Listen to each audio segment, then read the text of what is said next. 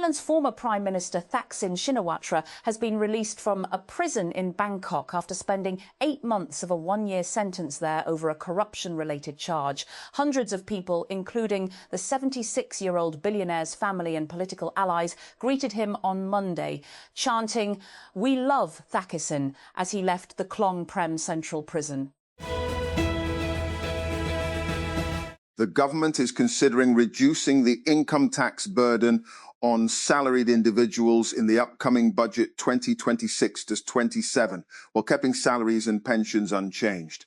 According to a report by Dawn, Finance Minister Mohammad Aurangzeb is in favour of lowering tax rates for salaried individuals and, if possible, increasing the taxable income threshold in recognition of the segment's outsized contribution to tax collection compared with other sectors such as retail, wholesale, exports and real estate. Oil prices rallied on Monday. Trump said Iran's response to a US proposal was unacceptable, raising supply fears as the Strait of Hormuz stayed largely closed. Brent crude futures climbed $4.16 or 4.11% to 105.45 a barrel at 340. US West Texas Intermediate was at $99.80 a barrel, up $4.38 or 4.59 PC. Karachi. 4 officials of District Jail Malé were booked on Sunday over charges of intentional omission and negligence as an under-trial prisoner, UTP, allegedly involved in the recent kidnapping and murder of a trader, escaped from the prison on Saturday. Police said Shalatif Town Show Mumtaz Marwat said that a special programme had been arranged inside the prison on Saturday in connection with Marka-i Haq. Later, when the jail administration carried out a head count of the inmates, one prisoner, namely Syed Tahir Naveed alias Polka, was missing.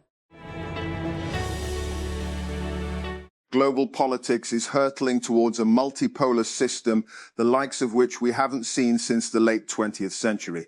Several indicators bear this out. The global hegemon for the past 4 decades, the US, is experiencing a decline in its ability and willingness to project power outwards, as seen in its continued failure in Eastern Europe and the Persian Gulf, and in the increased reluctance and reticence of its allies to pick up its slack. Much of this decline stems from internal structural pressures, destabilizing inequality, lopsided growth and investment confined to finance and IT, polarized elite factionalism, and a turn to racist nativism and insularity as the response to these problems. In the rest of the world, China's stature as the premier industrial power remains uncontested, and its role as a provider of military prowess is growing rapidly. Coupled with Chinese liquidity-generating debt and investment-based infrastructure partnerships in many parts of the world, the demand for foreign patronage and support is being met by a new supplier. The US-Israel war on Iran may not be over, but it has already underscored major changes in the geopolitical order. Whereas during earlier regime change operations, the US and other Western states were largely able to go in, heavily bomb foes and leave countries such as Afghanistan and Iraq in ruins, the Iranian ruling establishment has proven a tougher nut to crack. Though the US and Israel have caused immense damage where human lives and property are concerned, and many top Iranian political leaders and generals have been killed, the Islamic Republic has not fallen. Despite internal fissures before the war, even many of those Iranians critical of their rulers have rallied around their flag in the face of foreign aggression. And oil prices rose in Monday morning trade in Asia after President Donald Trump said Iran's response to US proposals to end the war was totally unacceptable. Tehran sent its response via Pakistan, which has served as a mediator between the two sides, calling for an immediate end to the conflict and guarantees of no further US-Israeli attacks on Iran, according to Iran's semi-official Tasnim news agency. The global economic landscape of early 2026 presents a compelling duality. The metrics of nominal value and purchasing power have diverged, defining 2 distinct economic realities. As of the first quarter of 2026, The United States remains the world's largest economy in nominal terms, underpinned by a resilient domestic market and the residual effects of inflation. And Islamabad. Foreign economic assistance FE inflows to Pakistan surged by almost to 6,594 BN in the first 3 quarters, July-March, of the current fiscal year, and mainly on the back of program support from the International Monetary Fund, IMF.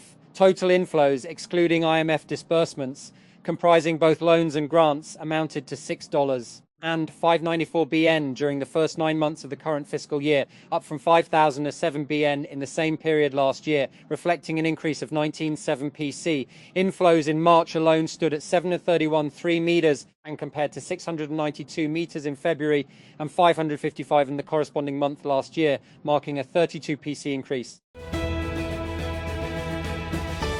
Quetta, the Balochistan National Party, BNP, has strongly criticized recent statements made by what it described as political wanderers, saying they should reflect on their own political history as they continue to change locations, loyalties and parties every few months. In a statement, the party defended its chief, Sardar Akhtar Mengal, as a dignified, ideological and national leader who had spent his entire political life struggling for the rights, identity and dignity of the Baloch nation. These days and nights she stays at home in Tehran, waiting for the sound of aircraft, bombs, for news or no news of friends in detention. Shirin, not her real name, is constantly anxious. She is showing signs of post-traumatic stress disorder. Her left hand is no longer fully functional. Whenever I hear a disturbing sound, my body reacts involuntarily. The psychological pressure that entered my mind has numbed this part of my left hand. It doesn't work. I still have anxiety that the war might start again, and that is a terrifying thing. The fall may not have been deep, but the landing has been hard. A second trophyless season for Real Madrid, the most successful La Liga and Champions League club, was confirmed in the worst way possible. A defeat at Barcelona, who, with their win, defended the Spanish title.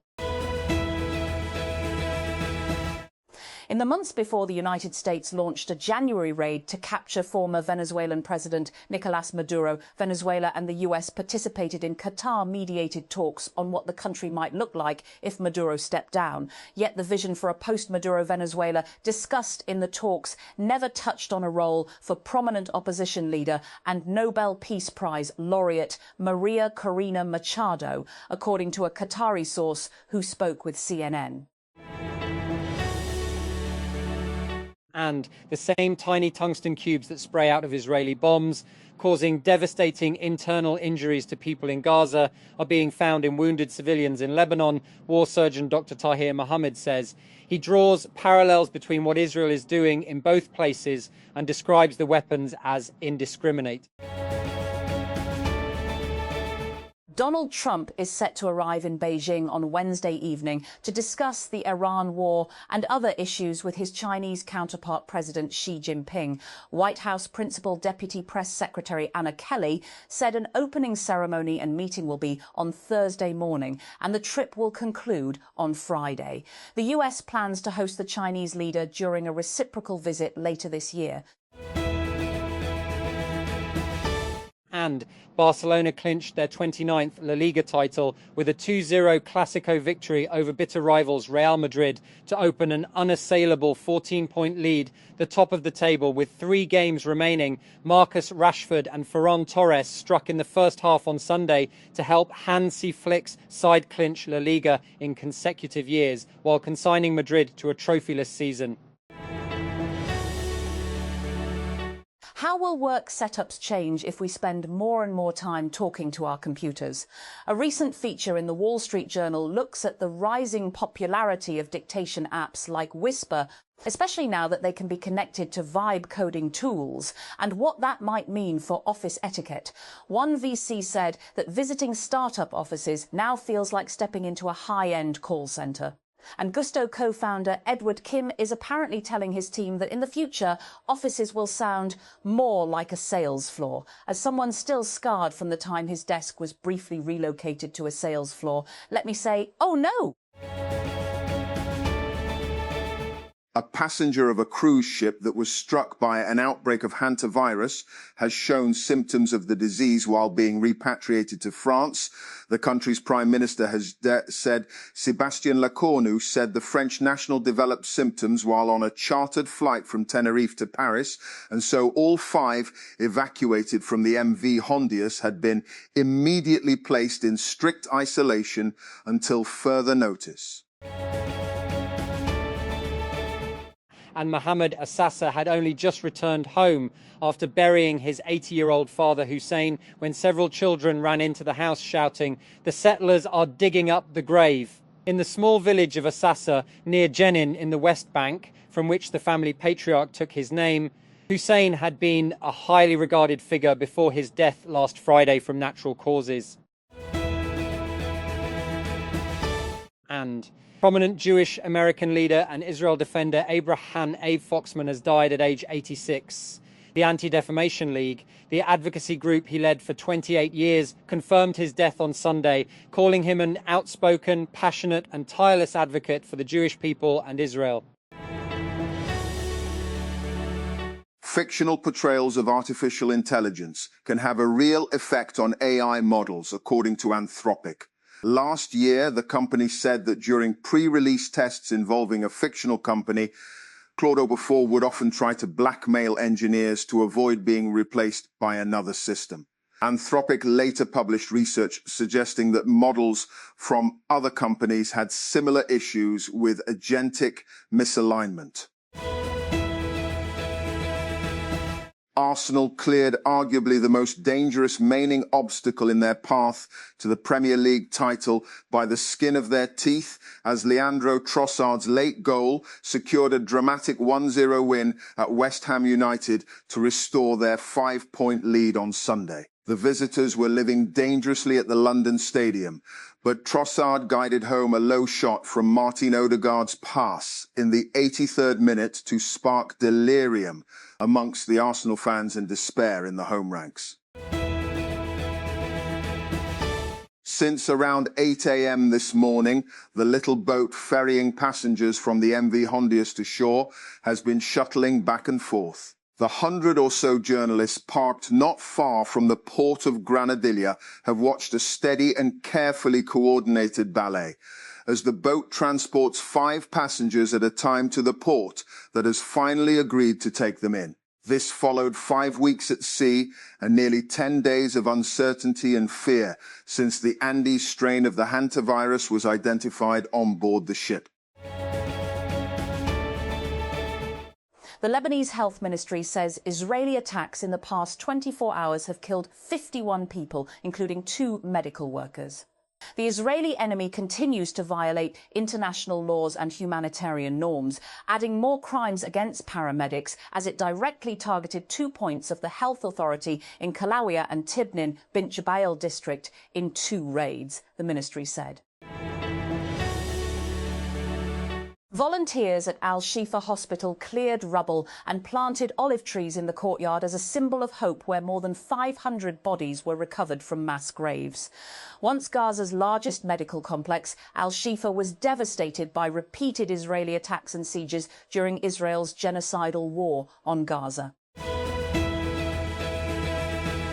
And President Donald Trump has warned that the United States will target any Iranian trying to reach the country's highly enriched uranium, saying that the nuclear material is under constant surveillance by the US military. In an interview with the syndicated TV show Full Measure that aired on Sunday, Trump appeared to play down the significance of the uranium, which is believed to be buried under the rubble of nuclear facilities, remaining in Iran for now. For years, Uber talked about becoming a super app. Then Waymo started picking up passengers in San Francisco, and the conversation grew more urgent. The company has been trying to embed itself inside the AV industry as a data provider, an investor and a distribution platform, but the consumer-facing bet may be just as important. 2 weeks ago, Uber held its annual Go Get product event in New York and announced something its executives had been circling for a long time. Users in the US can now book hotels inside the Uber app through a partnership with Expedia Group, with access to more than 700,000 properties worldwide. Uber One members, the company's subscription tier at $9.99 a month, get 20% off a rotating list of 10,000 hotels and 10% back in credits. Vacations rentals through Vrbo will follow later this year, along with restaurant reservations via OpenTable. In the meantime, a Shop for Me feature lets users order from stores that aren't even on the platform. Indian film star C. Joseph J. was sworn in as Chief Minister of Tamil Nadu State on Sunday after his new party brokered a coalition in the southern industrial hub. The swearing-in ceremony followed days of high drama in the state capital Chennai, where VJ's fledgling Tamilaga Vetri Kazhagam TVK party initially struggled to secure support from smaller parties after state elections. Indian Prime Minister Narendra Modi on Sunday urged the people to cut down on petrol and diesel consumption amid supply disruptions due to the Middle East war. India is one of the few countries in the region that has not increased the prices of petrol and diesel for domestic consumers or ration supplies. Demonstrators gathered at Clifton's Beach View Park on Sunday for the annual Aurat March in Karachi, shadowed by the arrests of women's rights activists on Tuesday and only permitted under restrictions on what can be said, brought and worn. The event attracted a crowd of a few hundred people at the venue. Despite the restrictions, many important subjects of women's rights were highlighted, including the right to bodily autonomy. The march's now signature slogan, Mera Jism, Meri Marzi, My Body, My Choice, was raised loudly, proudly and frequently, freedom of movement and marital rape.